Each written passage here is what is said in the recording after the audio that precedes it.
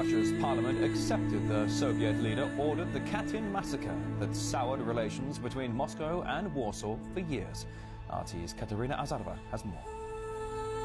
For decades, the Soviet Union denied any responsibility in this atrocious crime. For 52 years, the Soviet Union attempted to blame Nazi forces for the killing of Polish officers in the so-called Katyn massacre. That was in the 1940s, when nearly 20,000 Polish officers were detained and executed all over the Soviet Union. It became known as the Katyn massacre because Katyn was one of the burial grounds where nearly 4,000 officers were executed, shot in the back of the head and buried in mass graves. And for decades, the Soviet leadership insisted that this was the work of Nazi forces that were on Soviet territory at the time. Russia in the early 1990s finally admitted responsibility for those murders. And of course, it was a very significant event for relations between Moscow and Warsaw, because the Polish side was just as frustrated at not knowing what happened to nearly 20,000 of its citizens as they were with the lies they were being fed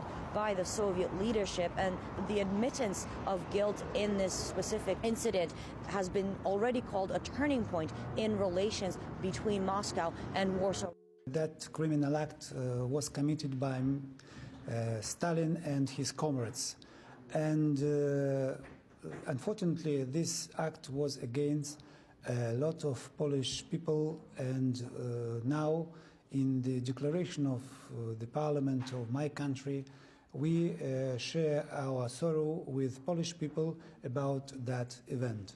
Of course, the sorrow is not just purely on the Polish side. Thousands and thousands of Russian citizens were also executed there in the 1930s as part of Stalinist repression. And all the facts have been released, all the archives declassified and made available not only to the Polish side, but also to the public. They were posted online just earlier this year. And today we've already heard from some Polish officials who have said that this latest step, this acceptance by the Russian State Duma of Joseph Stalin as the man behind the executions of those Polish officers, it lays a foundation of trust between the two countries that will allow them to build a much more open and honest relationship. Of course, Katyn for the Polish side is not just a historical tragedy, it is also a recent one.